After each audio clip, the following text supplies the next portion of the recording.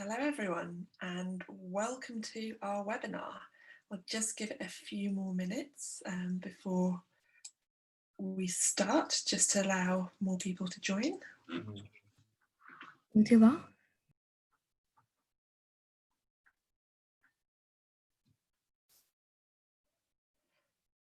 Oh, and some of our wonderful panelists and special guests are already appearing on screen as well. Okie doke. Right, so hello everyone and welcome to our webinar on supporting youth climate action in our communities, which we're hosting as part of London Climate Action Week. There we go. Sorry, my video was turned off. I wasn't on mute as usually happens, but my video is turned off. So welcome everyone. My name is Dominica and I'm SEMBL's Head of Campaigns, and I'll be doing a bit of housekeeping before we start the session in earnest. I'm really looking forward to today's discussion on how we can use collaboration to engage all young people in climate action.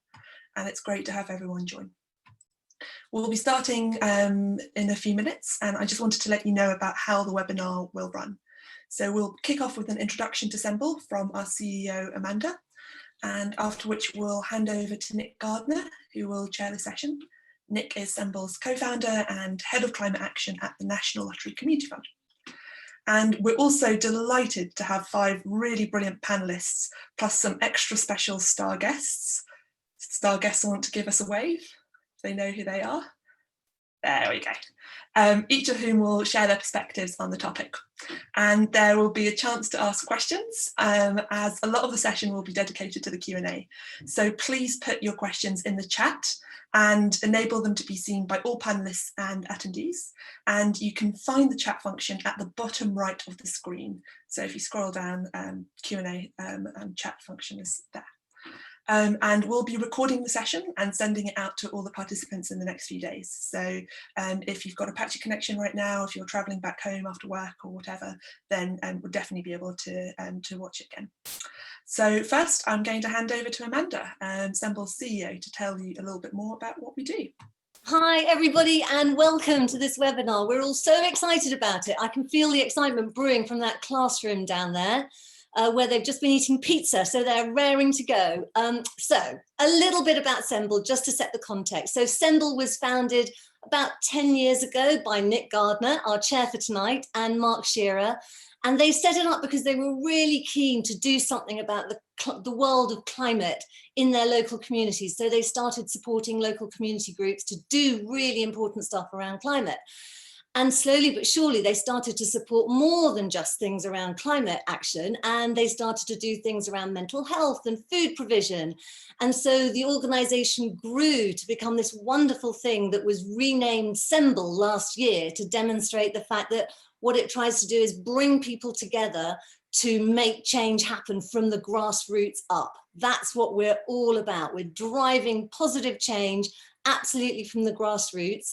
And we do this in 2 main ways. We basically run movement campaigns, which is all about trying to get people to take action around an issue, which may be on their own or at home in their families or in their communities. So that's one thing we do. And it could be things as simple as planting seeds or making a bird feeder. And then the other thing that we do is we do grant making campaigns, which is about giving out grants on behalf of companies or funders to support fantastic work going on at a very local grassroots level through fantastic community organizations, of whom there are thousands all around the country and all around where we each live. So it's a very lovely organization, and we are so delighted to have this brilliant group of people who are going to be on our panel tonight. So a very warm welcome to our panelists, a very warm welcome to you for joining us this afternoon. And I'm now going to hand over to Nick, who's going to run the session as a wonderful chair that he is. Thanks, Amanda. Yeah, it's lovely to be here back at SEMBL. It's so exciting to be able to speak about youth climate action in local communities, 2 of my favorite topics. Action is absolutely what everyone on this call is all about. I think you're going to hear some fantastic stories about what they've been up to and a little bit of insight into what it takes to run some great projects. Anyone that knows me knows that I'm a passionate supporter of both communities taking action, but also getting more young people interested in the environment and in spending time in environments. My first ever job was as a youth worker in inner city London, and I could already see in the 1990s that kids growing up in the inner city often had very little access to the outdoors. And so with that, they missed out on opportunities to get to know, understand, and ultimately love and protect the world around us. So I think particularly in these times, we've also seen the growing importance of community in COVID and community-based action, how quickly and rapidly communities can respond to a crisis. And so as we, as we're coming to know the climate emergency around us, I think young people in particular and communities in particular have a really important role to play. And this is as well as aligned with a growing prominence of activism in young people today, as we know, an increased visibility of young people taking part in this issue. And that means that today's topic is very timely, really. So I'm thrilled to introduce our panel today. We have in front of us Carly. I'll just run through everyone's names and I'll introduce them one by one when they're going to be speaking. But we have Carly Sefton from Learning Through Landscapes, Maya Rose Craig, or otherwise known as Birdgirl, Roy Kareem, the Youth Ambassador from Black and Green. We have Hilary Berg, the MD of One Planet Communications, and Jeremy Barnes, the head teacher of a wonderful school, All Saints Primary up in Anfield, and some star pupils of his who I will introduce a little bit later from the Eco Emeralds group, Nell and Elliot. But first of all, we're going to head over to Carly, if you don't mind going first, Carly. Carly is the CEO of Learning Through Landscapes, a charity that wants to enable children to connect with nature, be more active and more engaged with their learning. Learning Through Landscapes, or LTL, advocates for the benefits of outdoor learning and play at school and preschool and focuses their resources on educational settings because they believe that this is where children will derive the greatest benefit. Carly's had a varied career. Before Learning Through Landscapes, she was running a community farm and preschool for Oasis Community Learning. So over to you, Carly. Thanks so much, Nick, and hi everyone, and thank you, Sembel, for inviting me to speak today. So I'm just going to share my screen in this great Zoom time. Let's hope that works. And can people see that? If I could have some thumbs up, that would be great. So Nick's just done an amazing introduction to Learning Through Landscapes, so I will keep my bit quite brief. We have been around for 30 years supporting environmental projects. We work with between 800,000 and 1 million children a year. We've levied over £25 million into schools to support outdoor learning and play, and we like to do a lot of work with governing bodies and governments to promote the importance of outdoor learning and play. That's been really successful in Scotland, where it's now embedded in the curriculum, and we are working very hard to try and get the Department of Education more on board in England. So I just want to talk a little bit about my concern that we are excluding some young people from the climate debate and explain a bit about why I think that's happening. So earlier in the summer, LTL ran an amazing, well, it's still running an amazing project called My School, My Planet. It's a project worth just over £250,000 funded by the National Lottery Heritage Fund. Delivered in 48 schools across the 4 nations, and it's focused on areas of high deprivation and schools that have large multicultural communities. And it was mainly set up to support schools as they returned post-lockdown. It used the LTL philosophy of a head, heart, and hand approach. And that basically is, we believe that children and young people really have to be connected to nature to understand it and want to protect it. We do that by head-wise, so curriculum knowledge, you work with teachers to embed it in a natural curriculum framework. Heart, because it's really important that young people believe in what they're doing, and actually the love of nature is what makes us want to protect it. And also we want to make practical changes through our projects. Now, the thing that was interesting about My School, My Planet, it has 3 curriculum-linked topics. They were soils and food, ecosystems, and climate change. Now, we all were convinced that climate change would be the one that most schools wanted to engage in. And to the point that actually we came up with arguments why they should try the other 2, because we just thought it would be an overwhelming response because of everything we've seen Greta do and the climate strikes. So what we were really shocked to see, and we haven't got all the data yet, is that out of the 42 schools that have reported their data so far, only 6 of those schools have chosen to engage in the climate change conversation. Now, to us, this was really shocking. And what it did to us is begin to question the young people and their teachers about maybe why they didn't choose to learn more about climate. And one of the things we discovered working in areas of deprivation, and it's what my background is as well, is that actually it wasn't seen as a priority. And I think this is why I'm concerned that young people are being excluded from the debate, because some young children and young people aren't actively able to get involved in the conversation. They don't feel it's relevant to them. So I've been thinking a lot, and with the Evaluated project, about what this trend suggests. And in that time, while looking around at other research, I came across this chart from the Child and Poverty Action Group. And this research was carried out when they spoke to young people about living in poverty. And if you look at those emotions, those feelings, those things you have to tackle, where do you want to be an activist in that? Where is your space in your life and your head to engage in those conversations? And therefore, the other thing we know is, as a consumer, if you're living in poverty, you don't get the luxury of making green choices. If you're being fed, your family is being supported by food banks, you haven't got the choice around where you engage your food and locally resourced food from. And if you are if you're using a electric meter for your gas and electric energy, you go for what costs the most cost effective, not what is the most green. And therefore, in all the things we do going forward, we need to start making sure that we are able to engage children where their families may not be able to support in a way, them to make more green choices, but for them to still feel that they have a really important voice to play in the debate. Sorry, I'm just trying to get my screen to move on. There we go. So, one of the things we're looking at is what we should do and what we should say if we're trying to engage young people, mainly from areas of deprivation, but all young people in further climate action. And the things that we have come up with are looking for inclusivity in all activities, whether that's racial, gender, economic, that everything is accessible. Finding other community groups where there are people involved in climate change already, where their voices and their faces may be familiar to you. So one thing we struggled with, because it's a very white sector, the natural environment sector, is to have a really multicultural delivery team.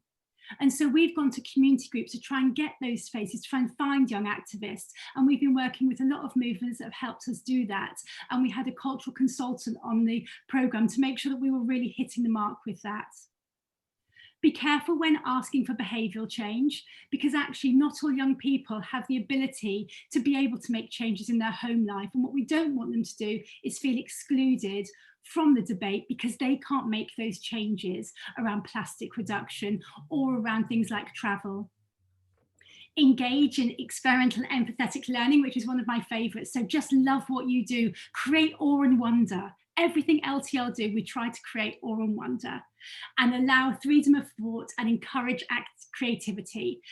What Greta and the climate strikes have done is amazing. But I'm really excited about what comes next. What's the next big movement we see young people doing? So just to finish off, this is how we all see those big strikes. They are bright and colourful and everybody's moving in the same direction. But as somebody that's worked in education for a long time, I'm going to play you a short film about what I think running any campaign or engaging young people can be like. If you try and look at all the different lanes as they go across, you may see what I'm trying to make.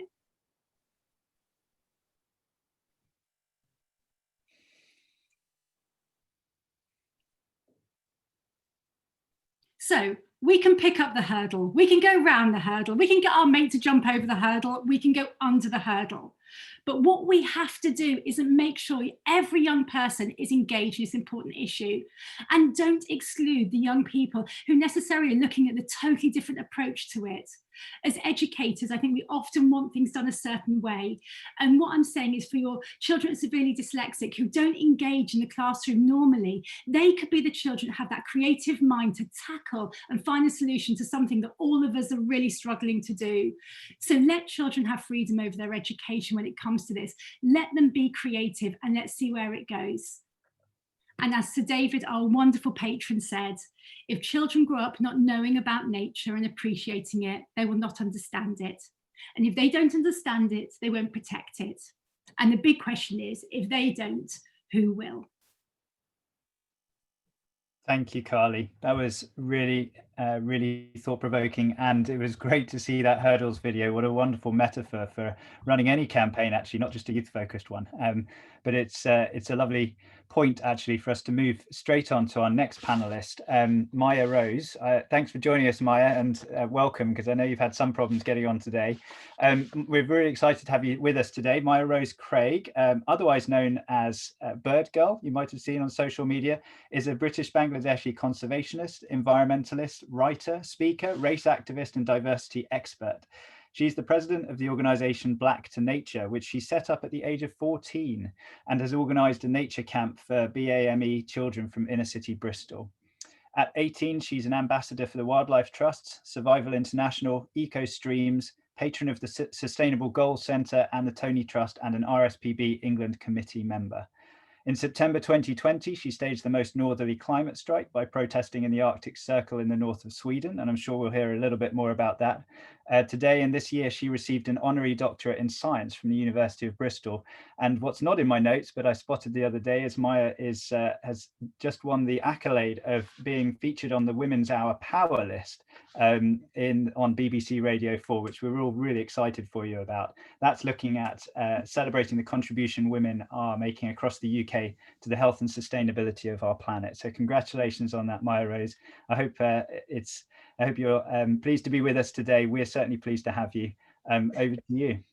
Thank you so much. I feel like that was a very glowing review that I'm going to struggle to sort of follow up on now, especially after Carly's brilliant presentation.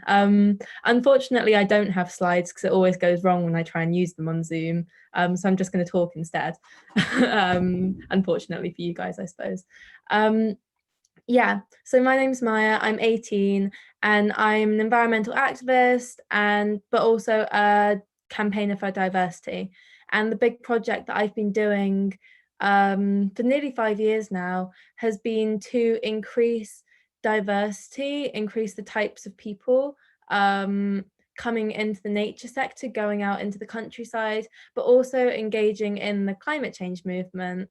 So I was a massive bird watcher growing up. I've always been super into nature, but I realized when I was sort of 11 or 12 that most other kids that looked like me, essentially most kids who weren't white, I never saw them going out into nature. I never saw anyone else that looked like me out in the environment, in the countryside. And I found that really upsetting as someone who nature had been such a massive part of my life, that other people weren't getting that same opportunity.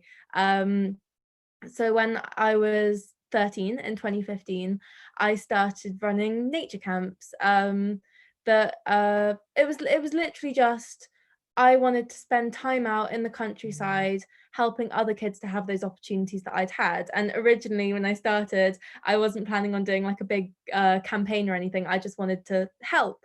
And the camps went really well. I've done 9 of them now. They're amazing. And I think the biggest thing for me, the biggest realization with these camps has been the fact that, like, as someone who nature has been such a massive part of my life, I suppose getting that understanding that it is completely alien for these kids that I'm working with. A lot of them have never even been to the countryside. They're excited when we drive past the fields and we see the sheep and the cows. It's something that's completely different, and it has to be very gentle acclimatization. But after that first camp, I ended up writing to various nature NGOs in the UK and asking them what they were doing about the issue. And the answer was not a lot, basically. And they all invited me up to speak to them, but I couldn't because I had school. So I invited them all to one place and I invited various race experts from different communities to come and talk to them rather than a 13 or 14-year-old girl. And essentially I accidentally ended up organising a conference in 2016 called Race Equality in Nature. And it was actually incredibly successful, just because I think that historically there had been an issue where it was such like one type of person that was in the nature sector going like working for these organizations, that they had no idea where to even start when it came to engaging with these communities. And the people who came in, the experts, literally just like sat down, gave them like 20 things that were wrong, 20 things they could do to solve it, and that was that. But I still didn't see action after the conference, even though I'd literally given the blueprint of how to solve the issue. So I ended up starting my organization, Black to Nature, which I've been running ever since. And it's all about both giving help and support to organizations and people in the sector to figure out how to engage with more people, but also to make sure that it isn't an issue that's going to, I suppose, slide away into the corner again, like it has done historically. So sorry, I'm running out of time. So I guess long story short, there is a massive issue with diversity in all of these areas that are environment related. There was a study done in 2016 that showed that it was about 0.6% minority ethnic, the nature sector. It's shocking. It's the second worst in the UK. And that's having a knock-on effect on the climate change movement, on environmental movement, on just the way that people engage with the outdoors, which I think we've actually noticed during the pandemic, where people have suddenly realized that they have been cut off from nature. And I think that to make the climate change movement sustainable, to make sure that it's, I suppose, helping everyone and supporting everyone, we have to engage with people from every sector of society, or it's not going to work otherwise. Thank you. Thank you so much, Maya. Rose, it's so wonderful to hear someone with such great passion and enthusiasm and excitement to get on with just doing stuff. And I think that's absolutely something we can learn from you, is how you can just follow what your dreams are and want to see a change in the world and just get on there and out there and do it. So with that, we're going to hand over to Roy. We're going to introduce Roy Kareem, who's a youth ambassador at Black and Green in Bristol.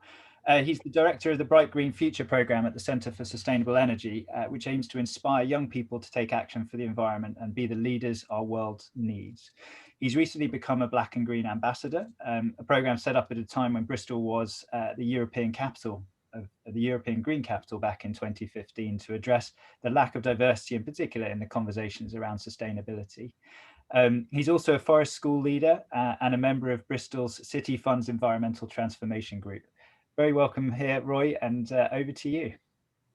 Thank you very much, Nick, and thank you, Semble, for the invitation. I also don't have any slides, so you're gonna also just have to listen to me and watch my face, but you can always close your eyes if it gets too much. So the why and how I think we should support all young people taking environmental action in our community. The honest answer is I do not have an answer to that. So I'm going to do the classic conference thing and call what I'm about to say a provocation instead. So Maya Rose has already brilliantly addressed themes around diversity, so I'm not going to directly address those issues, although that is a lot of my day-to-day work with being a Black and Green ambassador in Bristol.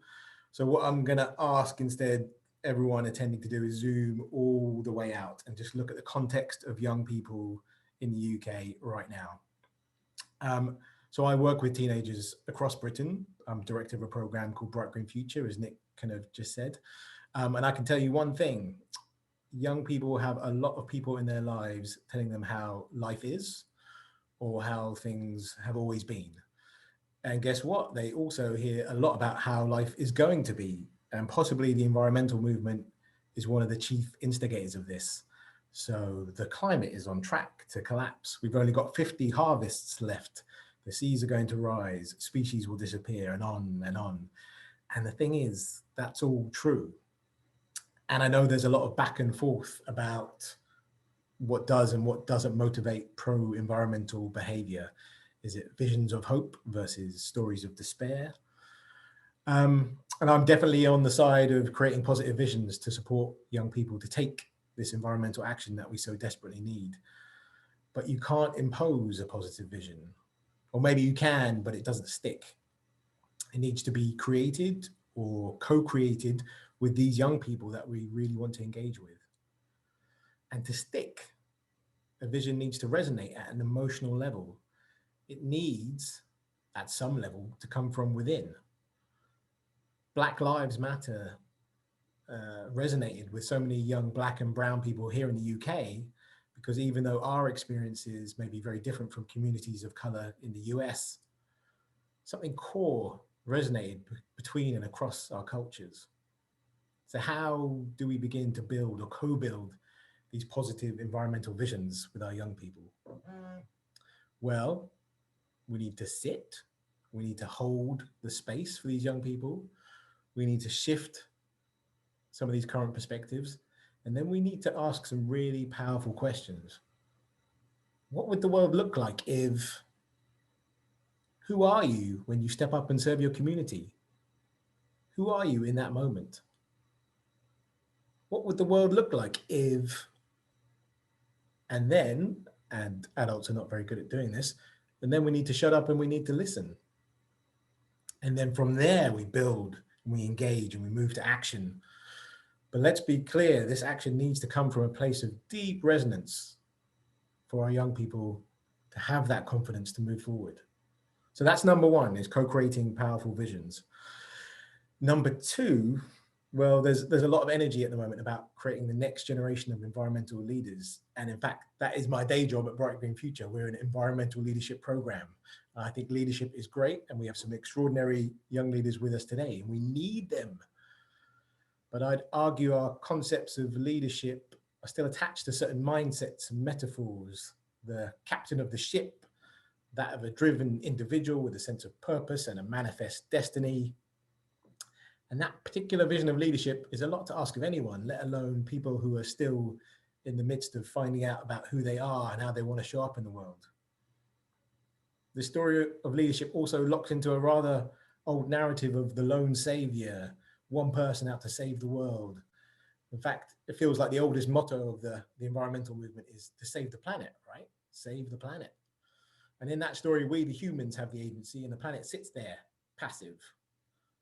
But does this story do any good for our planet or our young people? Do our young people need to be or want to be those kinds of leaders? Does our planet need saving? Or does it just need to be recognized and respected?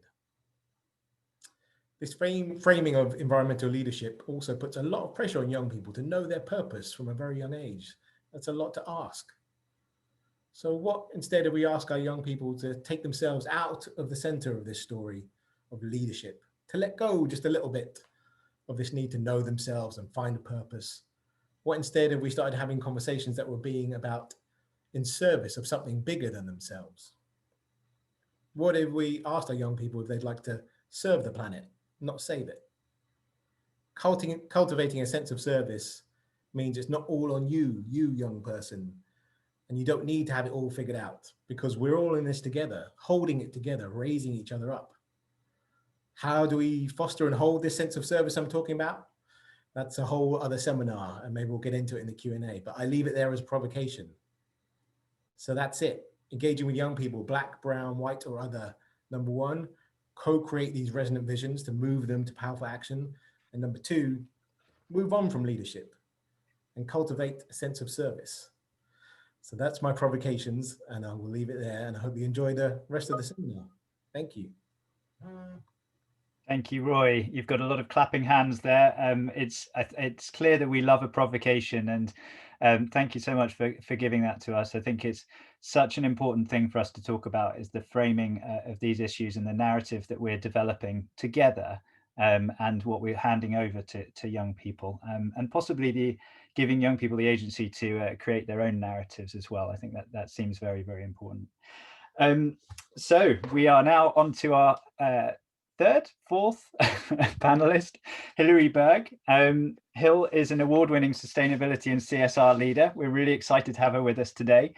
She specializes in social change communication and is a passionate believer in purpose-led business and cross-sector innovation.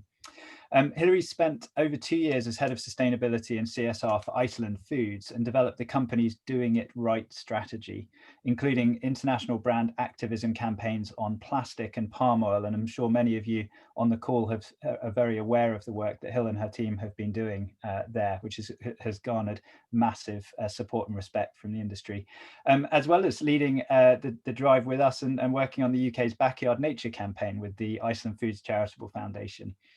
She's now managing director of One Planet Communications, a strategic communication agency focused on achieving social and environmental change by building relationships that allow individuals and communities to reach their potential, encourage sustainability, and protect the planet for future generations. Welcome, Hill, and over to you. Thank you. So hi, everybody. And thank you for allowing me to be part of such an amazing and inspirational panel. I'm really amazed by what I've heard so far.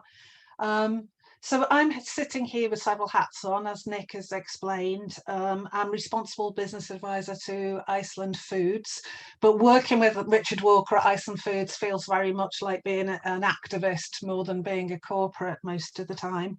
But I'm also a volunteer at my husband's social enterprise that he runs, which brings people into contact with nature who wouldn't normally have the chance to do that. So between us, over the last few years, we've worked with about 6,000 people to introduce them to kind of green spaces and nature, and they come from all walks of life. And I have to say, I mean, there are lots of stories I could tell you about that, but I had a seminal moment a couple of years ago when a small crisis, actually, because there was a group of young offenders came to spend time with us through one of the local football clubs, and we lost one of them, which is not a good thing to do with children or young people of any kind. But we found this young man crouched in the woods, looking at some of the animals that we have there and absolutely sobbing. And he got himself sorted out, and at the end he said, you know what, if I'd have known all this was here, I wouldn't have gone to prison. I actually wouldn't have gone to prison if I knew you could do this and this could be your job and you could come to these kind of places. And there are kind of lots of those stories over the last few years. So my job is that I tend to work with lots of interesting people and have foots in different camps, really, and set up partnerships between businesses and local authorities and community. And Iceland's palm oil campaign was kind of an example of that kind of partnership with Greenpeace, where you might be familiar with the orangutan film that was part of that. That was amazing. That achieved, was seen 80 million times across the globe, mainly being shared by children and young people and families who it touched. We were contacted by 1,000 schools from the UK who wanted to save orangutans and wanted to save the rainforest. So this amazing kind of empathetic piece around that. And that was the first conversation I had with the Eco Emeralds, with Elliot and Nell, who are, I think, going to talk when I've finished. So our first conversation was about palm oil, which led to Backyard Nature.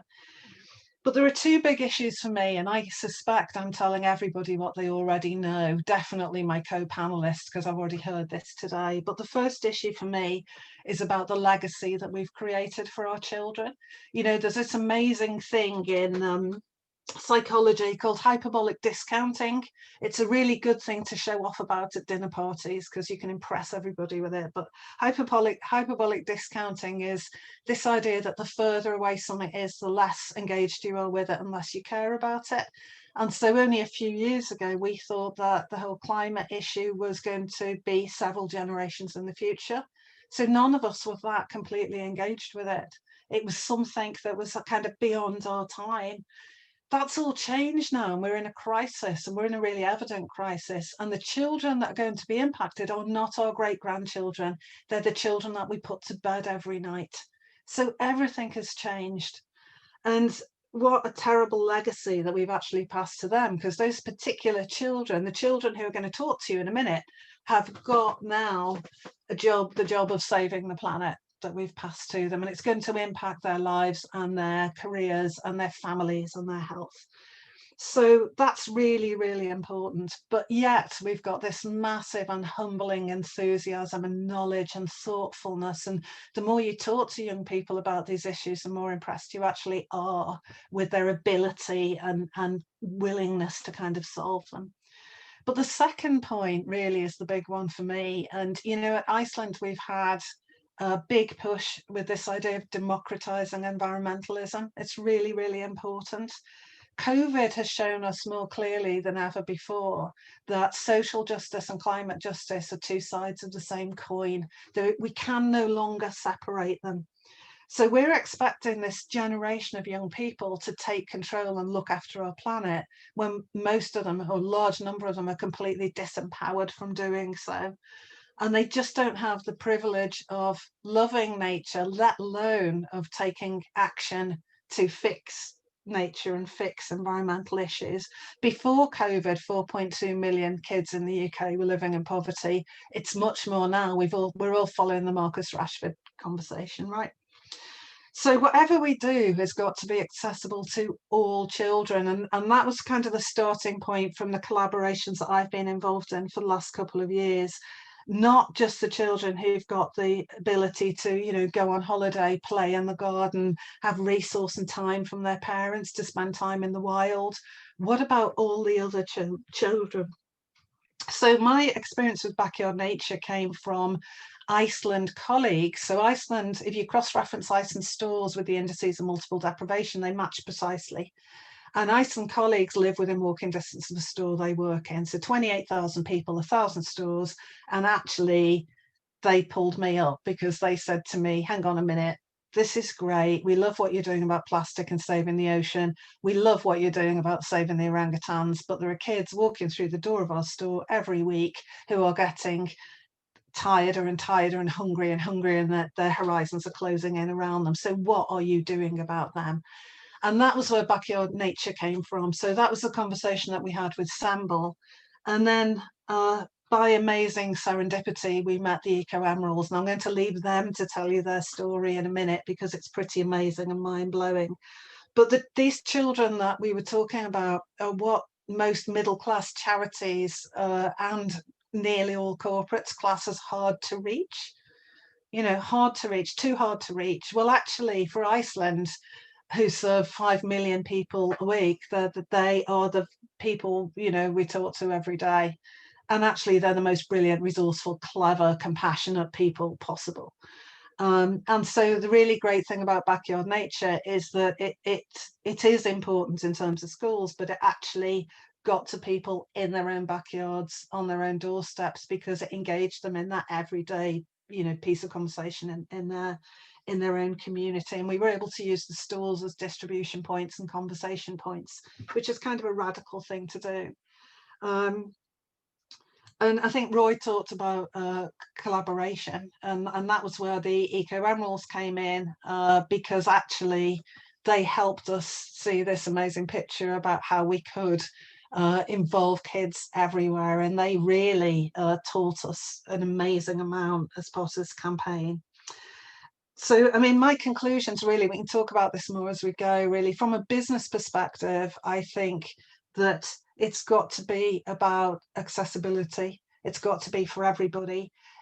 Business involvement in this agenda is not about size and it's not about money. Sometimes the best work is done by small businesses embedded in their communities who can understand what people need and what people think.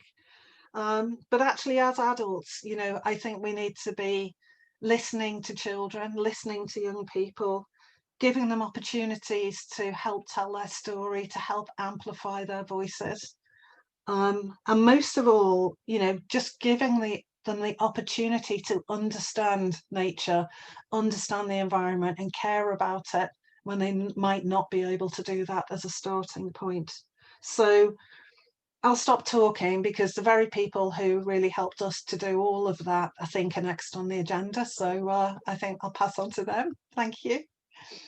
Thank you so much, Hel, and thanks in particular for introducing us to this phrase, which I'm always grateful to learn something new for dinner parties, hyperbolic discounting. So I remember that and study it But before we get on to Nell and Elliot from the Eco Emeralds, I think we're going to hear from your head teacher, guys. So we're going to hear first from Jeremy. Jeremy Barnes is head teacher at All Saints Catholic Primary School in Anfield, Liverpool. He believes that schools should be leaders in their communities and should educate the whole child, irrespective of ability or disability. He's the grown-up behind the Eco Emeralds, the group of environmentalists who inspired the National Backyard Nature Campaign, as you've just heard from Hill. Jeremy advocates for schools to nurture activism, connection to community, and leadership. And all of these are bound together by a common concern for the future of our planet. Jeremy, we'd love to hear from you. Over to you. Thank you very much, Nick, and thank you very much, Semble, for inviting me and the children. And welcome here. Hello from the People's Republic of Liverpool. Firstly, I'd just like to say that I'm very much know my place here. I am definitely the warm-up act for the children, so I will be as brief as I possibly can. But I just wanted to give you some sort of reflections on the work we do in the school and how that relates obviously to the amazing impact of the Eco Emeralds. We are in Anfield, in inner city Liverpool, and obviously that word is very, very well known around the world by football fans in particular, and thousands of fans will walk the streets around our school and within the community, and their heads are fixed on the stadium and they don't really see the environment around, and they're not really aware of what's happening. And there is an awful lot happening, and it's these children that are leading it. The children and families, they've come together to link community to the world around them, to share a love of nature and of the beautiful planet that we inhabit. And they've already inspired thousands of people through the Backyard Nature Campaign. And of course, this was featured in the ITV documentary, A Planet for Us All, where the children were chatting away to Prince William merrily and showing leadership to him. Now, for me, too often environmentalism is seen as a sort of middle-class rural domain, but here it's the children of blue-collar workers who are very much leading, the children of taxi drivers, the children of cleaners, and they're showing that inner city areas can provide inspirational leadership in how we can improve our environment. And my argument is that that starts in school. And I'd like to make 3 points around that. One about activism, one about community, and one about leadership. And they're all bound by this interest and concern for the future of our planet. So the first point is a call, really, I think, to a more sort of benevolent, benign activism. The Eco Emeralds did the bulk of their work in the school, and our curriculum is flexible enough to allow the pupils to share their work with each other, to develop greater depth and interest in what they're doing in this area. And we've dissuaded them really from using vocabulary around demands and rights, and focus more on personal responsibility and how they can contribute and serve the common good. I think too often environmentalism is seen as a sort of aggressive, hectoring activity done by other people. I argue it should be at the heart of the curriculum, irrespective of politics, irrespective of ideology. For me, schools are they are part of the solution by teaching pupils how to persuade, how to argue, how to separate truth from rumor, articulate their learning clearly in their community, and give them the opportunity to love the world around them and behave with humility and compassion. And that's my second point, that education needs to be much better connected to its communities. And I'm afraid initially through safeguarding concerns, then to the terrorism worries, you know, schools have put up fences, they've put up walls, which separates them from their communities, the very communities that they are purporting to serve. And they've lost contact with the streets and with the estates. And what the Eco Emeralds have shown is that when pupils and parents and teachers and businesses and community groups can come together in a common cause, amazing things can happen, you know, like being visited by the future king. You know, only today I visited a piece of council land, and they've donated that to us. Now that wouldn't have happened if they hadn't got all these people together. And we're working along 2 local charities in what we're going to do with that piece of land in the middle of the community. And the condition of the environment is something that I just think that all communities can get behind, and schools can provide that sort of conduit to develop the optimism. There's a park that we're currently transforming into a wildflower meadow, and it was vandalized on bonfire night. Now, because of the high profile the Eco Emeralds have got, they've already raised over £2,000 to put it right. And that's testimony to the amount of supporters that they've got, that this is a community-led environmental initiative. And that brings me on to my final point, which is around leadership. And I just think that in schools, we need to value leadership more and promote it within a very sort of safe environment. The Eco Emerald initiative would not have happened if there hadn't been a culture of leadership in the school, which gave the children, or trusted the children, to sort of follow up on their passion, all within a climate of trust. And teachers need to be given that autonomy. They need to be given the encouragement to seek out learning and experiences that can spark children's interests, spark their confidence, and develop that action and that activism in their pupils. And obviously it needs to be age appropriate, and the teachers will use their expertise to do that. But I think back, and Hill was there when the Eco Emeralds presented their case to a room full of charity leaders and CEOs, you know, when it was organized by the fabulous Iceland Food Charitable Foundation. And yes, their teachers supported the children with their preparations. They were the ones that were expected to take on the responsibilities of leadership within a very safe environment, and they responded magnificently. So where do the Eco Emeralds go here? Well, I want to take them to COP26. I think they need to go there. I think they need to be part of that. And that's going to be my sort of aim over these next few months, to see if we can do that. But who better to put their case to you than the Eco Emeralds themselves? And we've got the two leaders here, Nell and Elliot, who founded the group, and I'll hand over to them. Thank you, Jeremy. I want to thank Jeremy, but I'll thank you afterwards. It sounds like you are desperate to come in, Nell and Elliot. So please do go ahead. I'm Elliot, and I'm Nell, and that's Elliot. And we started the Eco Emeralds because we didn't like the fact that people were harming the environment just for a tub of ice cream, because the ice cream had palm oil in. And I didn't like that, so I decided to start the Eco Emeralds to stop that. And then we got in touch with Iceland, and they helped us, and then that's where we've come to. Yeah.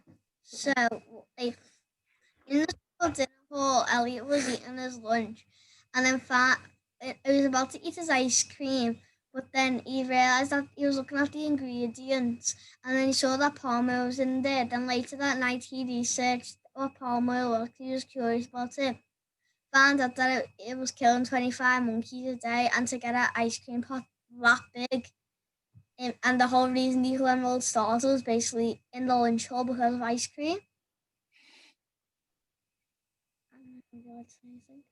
What you challenged to do? Iceland challenged us to start helping bees because the bee population was declining, and bees cover 75% of our food. 75% of our food and crops.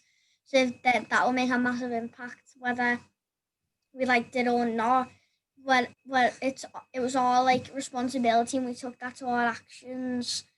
And then we realised that we could do something more about it. And then Elliot decided to say, well, we need something about it, and we need to like figure out why we're doing this and how.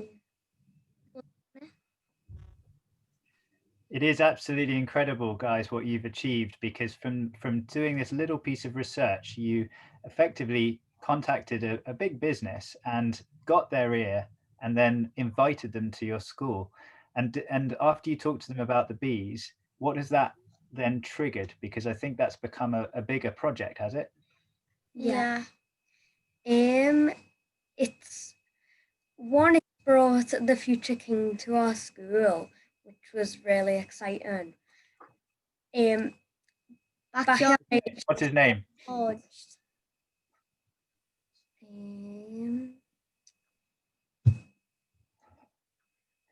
And we've been on ITV. Iceland and Oxford films helped us a lot, because as soon as we figured out how to get in touch with Iceland, then after our Iceland adventure, we went on to go into Iceland. Was it Iceland who contacted Oxford Films?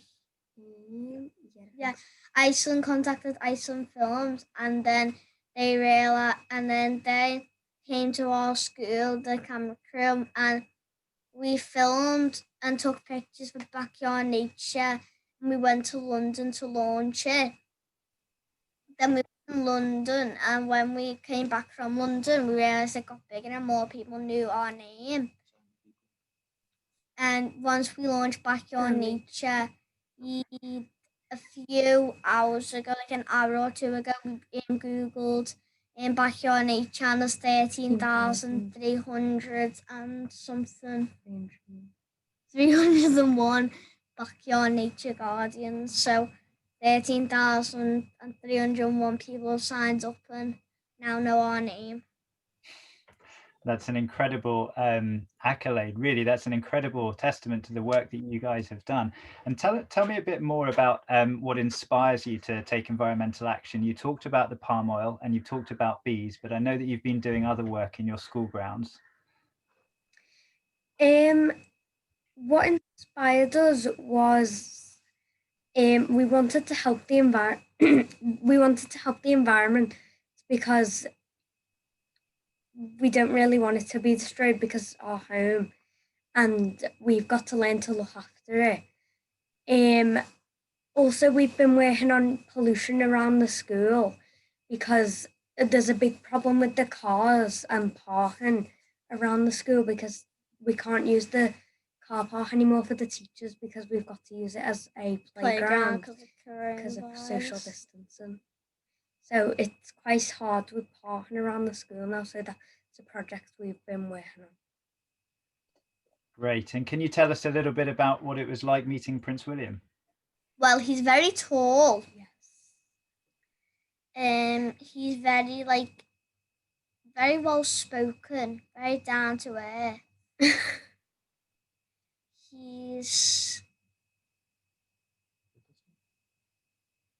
He listens. He was a good environmentalist.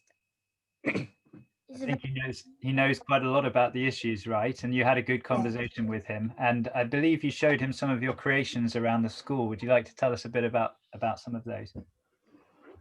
We made a bug hotel. Buckingham Palace.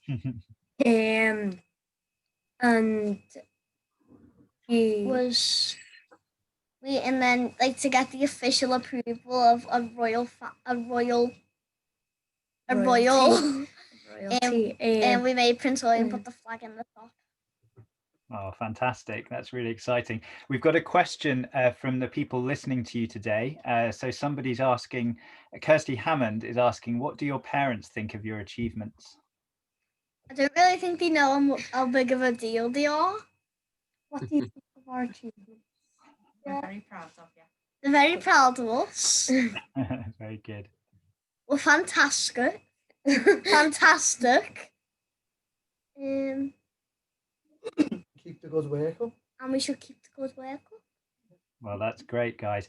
And I'm just intrigued as well. You talked about the palm oil issue and the orangutans. What change would you like to see in the world? And what would you say to Boris Johnson if you ever got the chance to meet him? If I got the chance to say something to Boris Johnson, I would say, fix your earth, fix your hair, then fix your country. Wow, that's a great slogan. Elliot, you agree with that? Yes. His hair is a bit of a mess now that he's back. at home for 2 weeks. Great. That might be coming with being a new father, I suppose. What's your next project, guys? We've got these each year in our school has been assigned a project. I'm in charge of year 6, and we're gonna be getting an aquaponics for each class, and it's like a big tub, and it's got like 2 layers. One's got the fish and the other's got the plants in. Then the fish's oxygen, what comes out of them, and their waste goes up into the plants and helps them grow. Then it just as like a cycle keeps going and going and going. That sounds really exciting. And I'm working with year 5 on litter picking around the area to make sure that everywhere's clean and nice for everyone. And then are they also getting a patch? Yeah,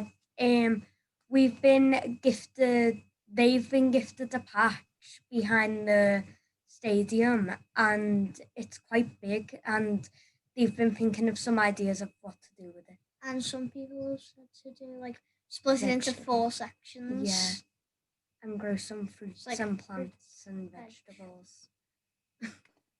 There's some really exciting projects on the horizon. I'm going to ask you some of the questions just while we have you, because I know you're not going to be able to stay for the whole session, but we have some other questions coming in at the side. One question was, having met our future king, do you think that he will take care of the future of the planet? 1 second, can you repeat that? Having met our future king, do you feel that he is going to take care of the future of the planet? I don't reckon him on his own is going to take care of it. We all have to take care of it. Because as Backyard Nature said, our planet, our patch, our planet. Brilliant. And there's a lot of kids around the country who would like to follow your example. And I know we have a question here posed by Poppy, who's in year 4 in Bristol, and wants to know what advice you could give her. Bristol's the other end of the country to you guys. So what advice could you give her to do something similar in her inner city school? It doesn't have to be as big as what we've done. It could be just not, if you have like a dog, not saying that you have to have a dog, but if you have a dog, making sure that you've picked up the waste and not like just letting it lie there, because then it's just like a mess really. And then if like your parents or like whoever looks after you, if they're parking, make sure that they're parking in a suitable area for like, so they're not like making babies who are walking, or people who are like who are asthmatic or like have breathing problems, they aren't like struggling, because then it's a bit like more of a, it's very problematic. It doesn't have to be too big, because we only started with a letter to Iceland and a petition.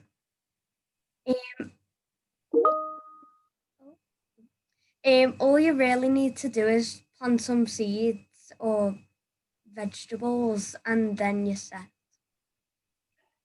Nell, Elliot, that's great advice. And I know that thanks to your seed planting activity, you've inspired Iceland to help give seed balls out to the whole country. And to date, I believe they've given out 330,000 seed balls or more, with over 15 million wildflowers being planted. So it's incredible. And thanks very much to your inspiration for the campaign overall.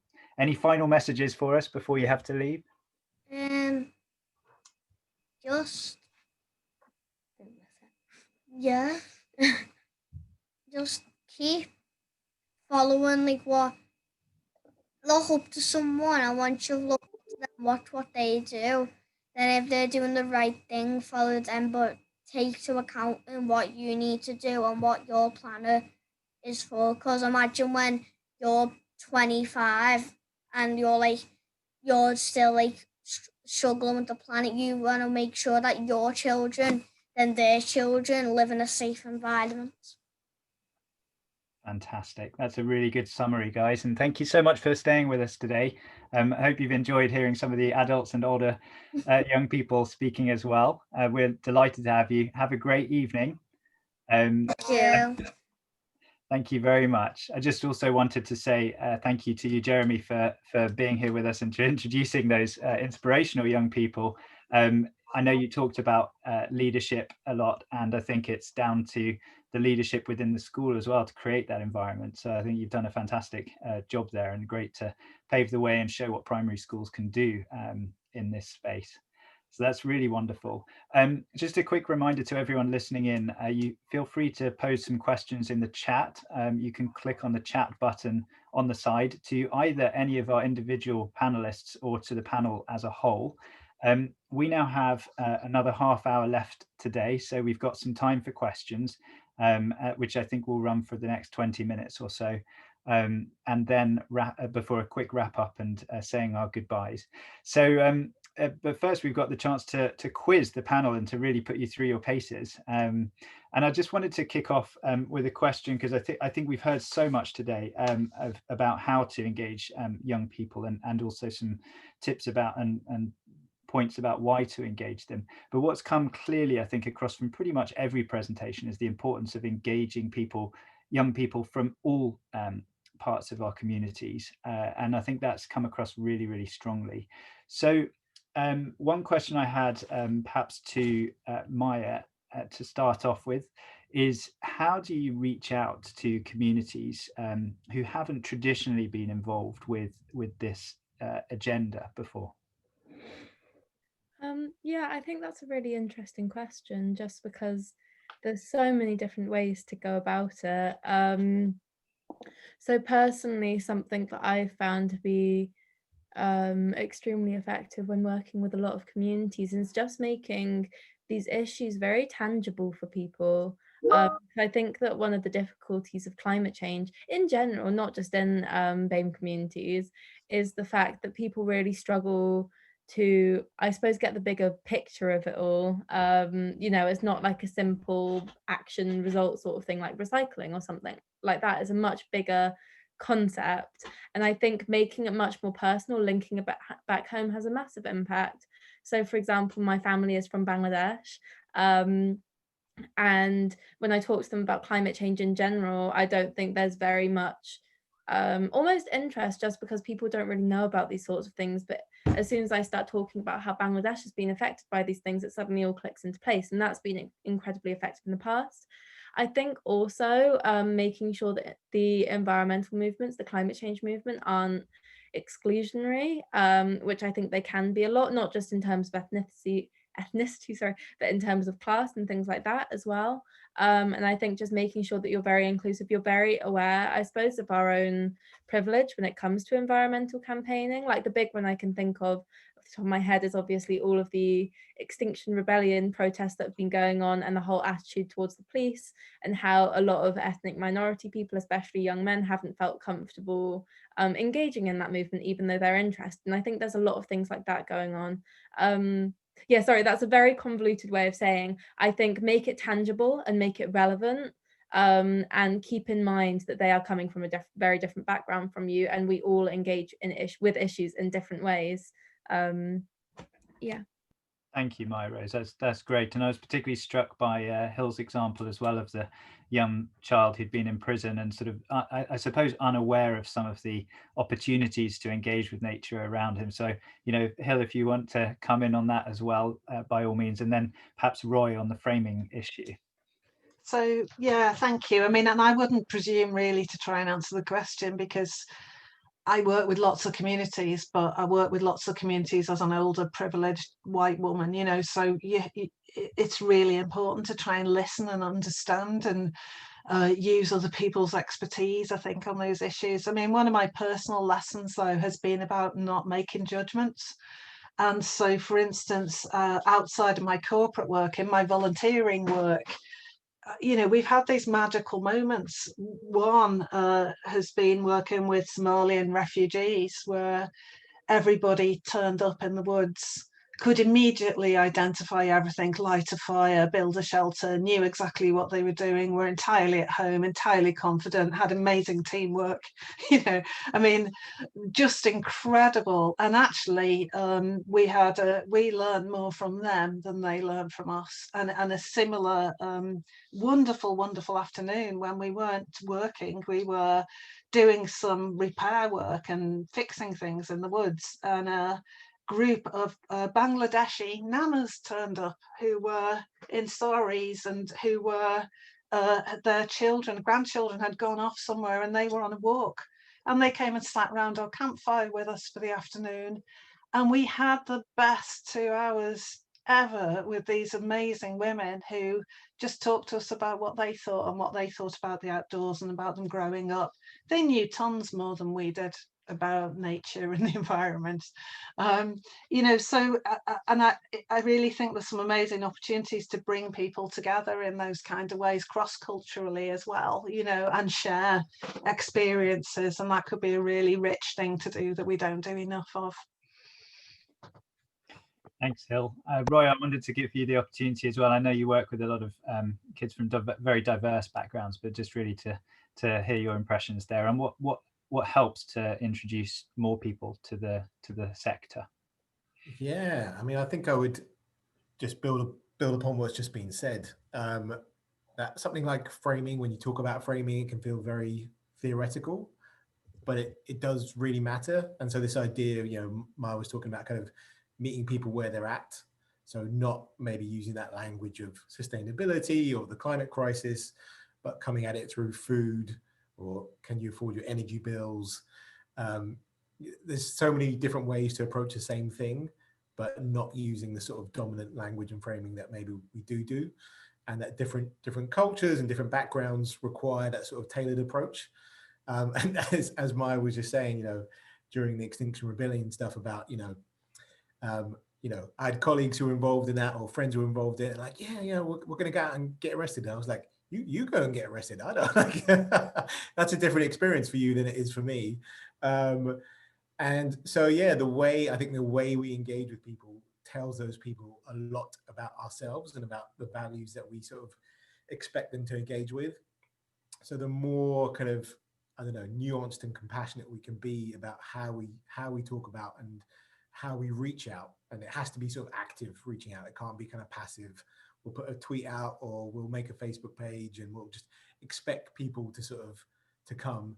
There has to actually be some sort of real energy, a real thought about how you go out and talk to different types of audiences, because as has just been said, they have so much to bring to it, and you know, we need new solutions. We don't need the same thinking. Otherwise, we're going to get the same answers. So. Yeah, framing though, I think it seems kind of maybe sometimes a bit obtuse. It actually can be sort of quite crucial to actually creating some movement. Great. It definitely does feel like there's, from the public eye, you know, it feels like there's a bit of pressure on young people to be the next Greta, or to get out there and be very, very vocal. And actually one thing Extinction Rebellion has seemed to have given us is, yes, by all means, it's okay to get arrested, but it's also okay to just be a campaigner on the sides and to coordinate something in your own backyard. So that's really valuable advice. Carly, same question to you, I think, or a similar question, actually. I'm just intrigued to know, from your point of view, it's clear that you were saying that climate change isn't always the biggest kind of motivator. And Roy and Maya Rose were both talking about language and the importance of language there. So just wondering, when you reach out to schools, you know, how you get around this problem of different language, and how you approach, I guess, a wide class with one issue. I think, you know, a lot of the people on the panel have said the same thing. I think it's about understanding that community, and it really is about that basic layer of understanding the audiences you're working with. You know, from an educational point of view, obviously we know if we're going into a school, we know teachers are really highly overstretched and under-resourced in most ways. So one of the things we hopefully can do is go and say, we can bring some money and equipment, and we can give you supported times. If you're delivering national curriculum, we can give you curriculum resources to do what what you need to do to get Ofsted and all of those things, but still engage in this conversation. So that's how we kind of can go with teachers, because I think there's a lot of schools we work with, there's 1 or 2 green activists and everything falls on their shoulders to deliver a campaign. And actually outdoor learning isn't a campaign. Outdoor learning is a way of education. It's maths, it's science, it's history, it's geography. If you're outside in nature, you're going to be more connected to it. And sometimes it's just about that really low level going in. And I think I worry that we're so obsessed with climate activism that actually we're not looking for climate solution. You know, there is that child who is a really good engineer, a really good mathematician, everything else, who may not feel they have the big voice to make those contributions, but could be a scientist of the future. You know, I think a perfect example is, anyone seen the amazing Turkish couple who were interviewed, who have created the vaccine for COVID? They are so humble and so, you know, within their own talents, knew what they had to do and just worked through it. And I think it's not always about being the biggest voice in the room or having the biggest following on social media. It's about making the change you want to change and working towards that. So Louis, who's one of our green activists, he was the only young Black man on his zoology degree, you know, and actually being brave enough to be that person who wants to go and study zoology or wants to do something in that space. So I'm not sure I've totally answered your question, Nick, but mine would be just understand your communities. And if they're diverse communities, find the elders in that community and also find the challenges they face. So if it's a language charity, you know, language challenge, and let's get people in to translate those resources. Let's make sure that we are engaging in every way we can. But I'll be totally honest, a lot of this comes down to having financial resources as charities and organisations to be able to do that. And that's a big challenge. And, you know, we're really lucky that we are funded well and by some great organisations, and the lottery especially, and the People's Postcode Lottery, to be able to deliver these things. But it is for schools, we know so many of the challenges they face with time and resources. So being able to help directly to support teachers helps them be the voice for those children, because that's who children know and trust. Very, very, and I think you absolutely did answer the question, but you raised several more. So I think that's a really good panel response, Carly, because I think that triggers a question for Jeremy, really, in that, and it's a question that reflects in the chat, actually, from Kirsty Hammond. Carly raised there a question about you don't have to always be thinking about climate in the sense of climate. It can engage with maths, it can engage with science, etc. But Kirsty's asking, what restrictions do schools face in embedding climate science more into the school curriculum? And I'm wondering, Jeremy, if you had any particular views on that.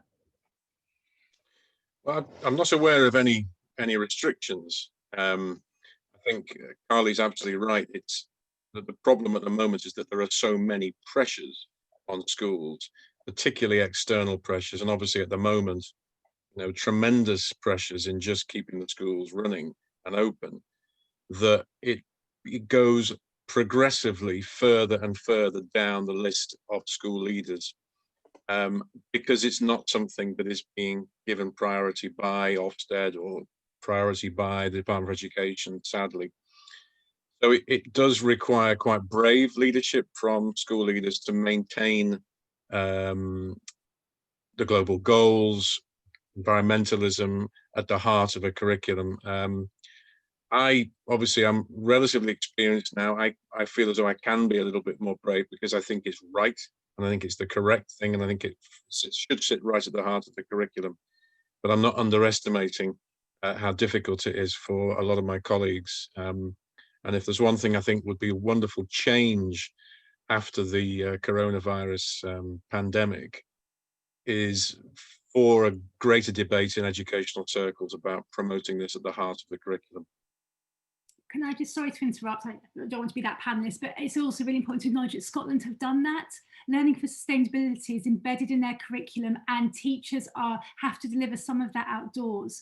So we have, you know, and there's a study going on with a group of Canadian professors looking at how Scotland are tackling their education system and how that's affecting their ranks in the PISA. And I hope that if we see the amazing results they're having, that maybe the English government will take notice. But I know that definitely the Welsh government are very much at the moment looking at that. So, you know, we are making progress in some parts of the United Kingdom. It's just a shame it's not nationwide, and that England do feel very, very far behind in this.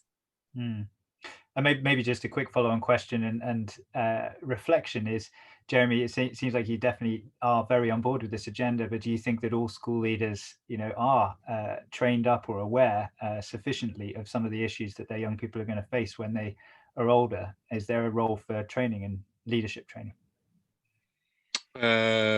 Very possibly, but I think it's got to come from the educational community, the Department for Education. It's got to come from the inspection services and so on. There needs to, in all fairness, I think Ofsted have recognised it more, particularly in the area of personal development, which is given much higher profile now in inspection. So maybe there are small wins at the moment, but I think in the end it's got to come from outside. I think head teachers have probably got the knowledge, they've probably got deep down, they agree wholeheartedly, but there are just so many pressures at the moment that it slips down that list of priorities. Yeah, very, very important to note. I think there's a related question actually on pressures, not specifically in the school environment, but generally from Amy Harrison, who's thinking about the COVID crisis at the moment. And does the panel have any thoughts on the best way of making climate action relevant when people are struggling with the more immediate daily priorities and challenges of COVID compounded issues? And Amy's mentioned, food and fuel poverty, joblessness, insecure and poor housing, mental health, etc. I mean, that is quite a list, and I think it's very we're all very aware of that at the moment, and at the same time have probably seen those slightly tongue-in-cheek cartoons of the big waves coming beyond the COVID crisis, that this is, that there is also a bigger environmental crisis to be aware of too. Does anyone from the panel want to jump in on that question? Maya? Yeah, I think this is an incredibly relevant question at the moment. It's one that that people are talking about a lot, because it feels bad basically to tell people to stop talking about the pandemic because there's something bigger on the horizon.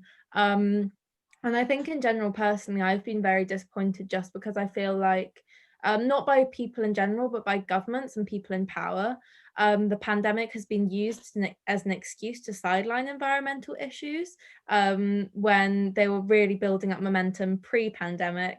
Just because I feel like there's a lot of resistance to create any willing change. And I think for me, the biggest solution to deal with this sort of pandemic sidelining thing that we've got going on is twofold, where partially it's to take a step away from individualism to an extent and not talk necessarily about, single people making changes to their lifestyles to try and save the planet, which, if we're talking really frankly about the climate change situation, that's not how it works at this point. We're sort of past the point of individuals having an impact. We need to take massive companies and corporations and hold them accountable, and our governments. So I think partially taking a step away from individualism, but also I suppose raising awareness about the fact that this pandemic is part of, I suppose, this new wave of things that we're going to be experiencing. Like, it's not a one-off. We're going to be experiencing more pandemics. We're going to be experiencing more wildfires, flooding, drought, whatever. And I think just, reminding people that it isn't being, those environmentalists, they don't have anything to talk about except climate change. It's trying to help people because it's only going to get worse, basically. Sorry, that was a very cynical answer, but that's personally how I feel about a lot of these issues. Thanks, that's really helpful. And actually it brings up a point which we often talk about: climate change mitigation, and not maybe enough about adaptation, resilience, etc. And I'm just wondering if any of the panel have any stories about how you've been building climate resilience, or at least resilient attitudes and adaptable attitudes amongst young people.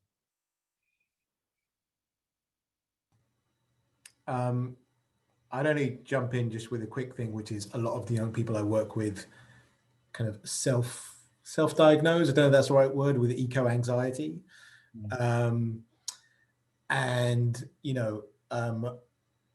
We kind of talk about that, which is, it's really interesting that it's become, in just the last 12 months, a much more kind of prevalent form of language around it.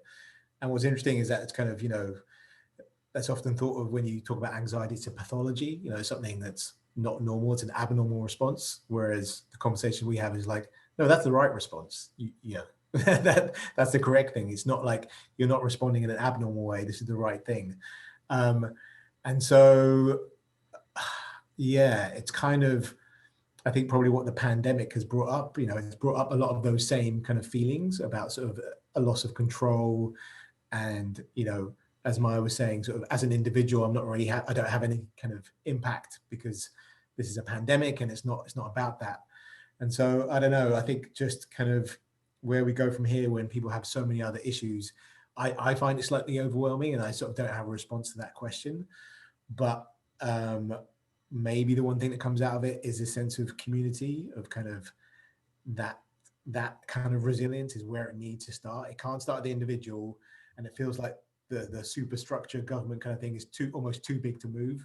But community is a place where we do have agency, and it sort of come to the fore during the pandemic.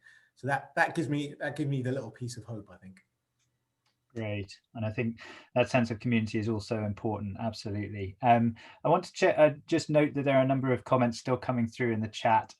Jessica Tipton suggesting that tackling climate and ecological crises could be or should be part of schools' safeguarding duties. I think that's an interesting point. And just a quick question also now to Hill, because we've been talking a lot about the community as a whole. Obviously, business has quite a very important role to play in our communities. Everyone engages in their daily lives with business, who have a powerful role, sometimes more powerful than they're aware. Hill, what can business do further to engage with young people across the UK on, I suppose, on sustainability as a whole, but perhaps particularly around the 17 global goals? Well, there's 2 points really, I think. One is that businesses can usually do much more than they think. And I think, as I said earlier, it's not about the size of business. So typically when people think about businesses and CSR and environmental action, it tends to be conversations about money and sponsorship and charity partnerships and big picture kind of stuff. And it's not really about that. That's always useful if it's done well. But actually, very often, small businesses embedded in the community are the people who are way, far more responsible. And in fact, they don't call it CSR. It's just part of existing, because there'll be small businesses looking after their employees, involved with the local school, looking after their patch, doing all of that. But I think there's probably much more that people can do in terms of being role models. I worked with a young Black woman who was on the youth board of our local housing association, quite quietly, but she was the deputy chair of the youth board. She should have been the chair of the youth board, actually, in my opinion. But I worked with her for ages in terms of just, how do you put an argument together? How do you make a speech? How do you do public speaking without being scared? Because that was just one of the skill sets that I could offer. And, in the same way, there's a guy who works at Jeremy's school who helped the children build the Bug Hotel, because he's the most brilliant carpenter. And he worked with those children and did this amazing piece of work with them that actually ended up being a really life-changing thing, because he used his skills in that way. So I think there's probably a bigger conversation with businesses at all levels about how they can help in different ways. But I do think there's also an onus on bigger businesses and retailers in particular, and manufacturers, on this democratizing sustainability agenda. Young people really care. Gen Z kind of people really care about brand loyalty and ethics in a way that previous generations haven't. But they're excluded from making decisions because of this middle class ownership of environmentalism. So, everything has got a price premium on it. And so, you can go to Waitrose and pay £7 for your refillable bottle of wine. Well, that's pointless, apart from a tiny group of people who can go and afford that. So, what the onus is on business to innovate and also restructure their finances so that they can make more ethical buying opportunities available to younger people, and also the vast number of people who are trying to do a family shop on £25 a week. And unless we make that work, we will not make the change. It can't be this kind of virtue signaling kind of thing that's going on at the moment. So I think that's the thing for big business. We've got to have a real mind shift in how we offer environmental solutions to people on an everyday basis that fit in with their everyday lives. Great, Hill. So mainstreaming it into everyday communities, that's really important. And there's so many questions and comments coming through in the chat, and clearly a lot of love for the panelists. And I just want to give the chance to air some of that. Kim Polgreen talking about one thing business can do is to give students work experience, showing them what they can do, presumably being internal kind of spies and needles in the side from their point of view, you know, needling with the finger and saying, here, why don't you do this, why don't you do that? Trisha, thanks, she's never nodded so much in a webinar. Amazing panelists, so well done to you all. And Zena obviously agreeing very well wholeheartedly with you, Maya.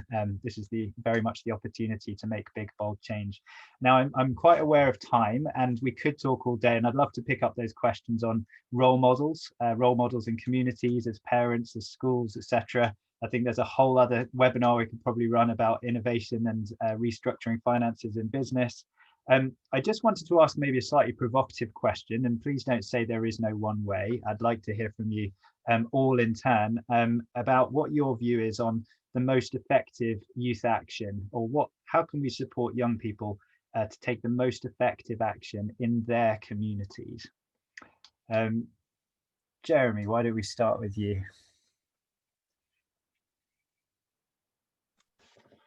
I think it can't simply be done in isolation. What I mean by that is that we need the support of parents as well, from my point of view. And I noticed the question coming in there about social media, and that's the same issue, that it's got to be done through the parents. So it's about, in my position, including the wider family and the wider community to support children. I don't think it can be done just at the child.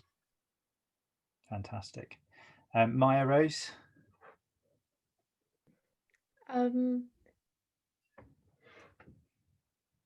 Give you a few more minutes.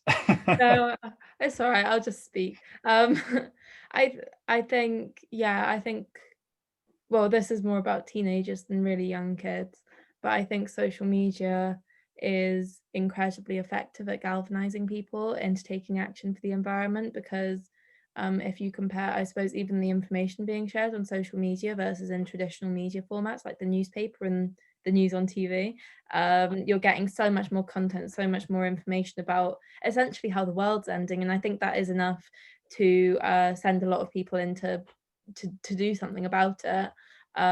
Sorry, this is the second answer, but I think also the reason I think that one of the reasons I think that the Fridays for Future movement has been so successful in getting loads and loads of young people to participate in a way that we haven't really seen before in terms of environmentalism was partially the way that it used social media and stuff like that, but also the fact that it was a very easy copy and paste format that could be spread to cities throughout the world. Because, you know, a lot of young people, this is the first time they've ever protested, they've ever flexed their voice, I suppose, and it's really scary. It's a big thing, and having something that's so easy to copy, you just start a social media page, you send a message out to people, you're saying we're throwing a protest, it makes life so much easier. And I think having much more things like that where young people I suppose can latch onto a movement rather than having to start from scratch is incredibly effective.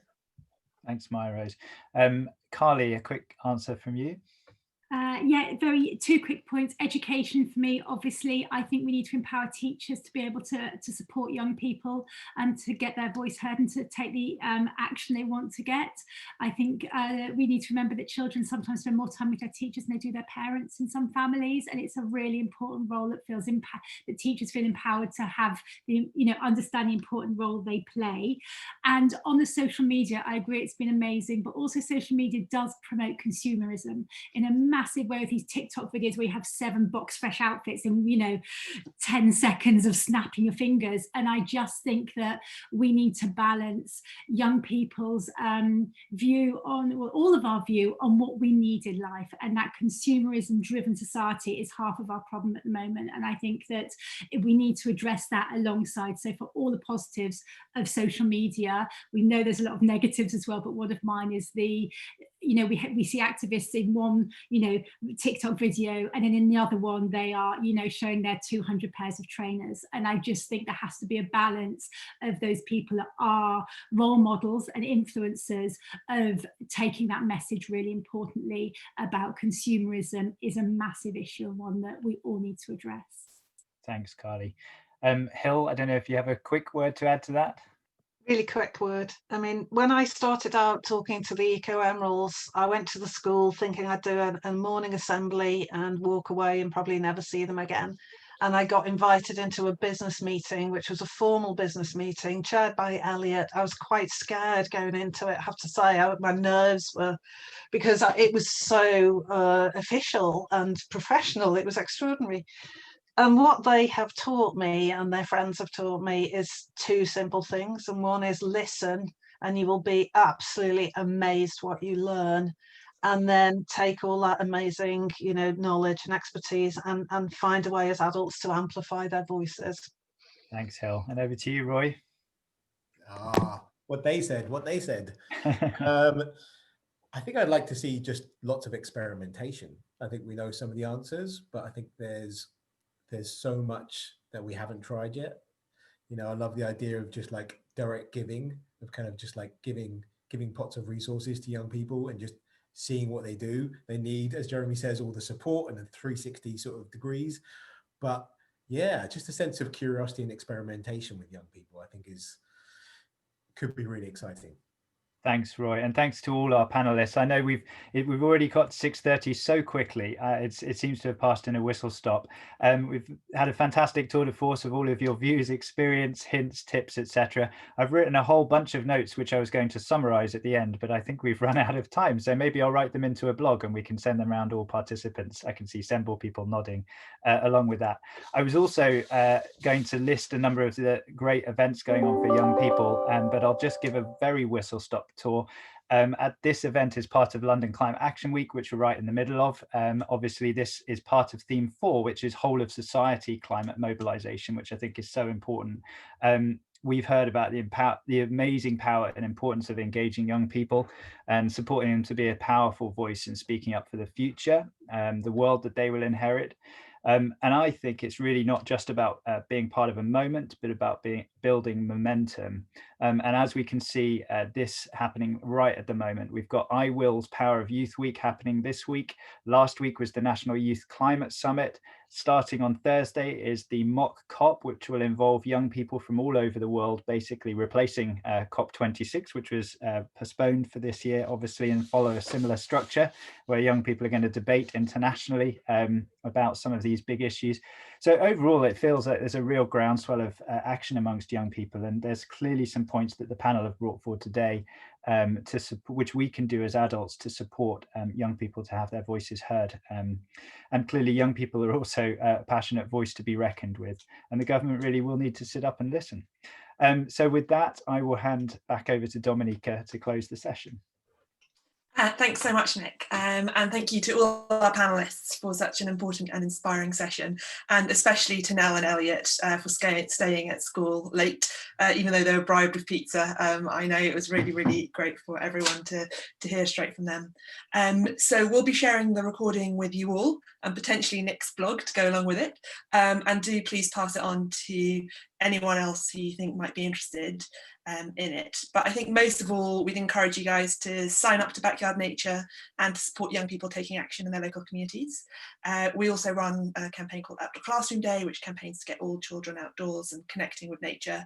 And both Backyard Nature and Outdoor Classroom Day are running fundraisers, exactly as Roy said, to sort of help kids get outdoors, to help rescue their patch after it was destroyed, and to help get them into wellies and things like that. So support that if you can. If you can't, just share the word.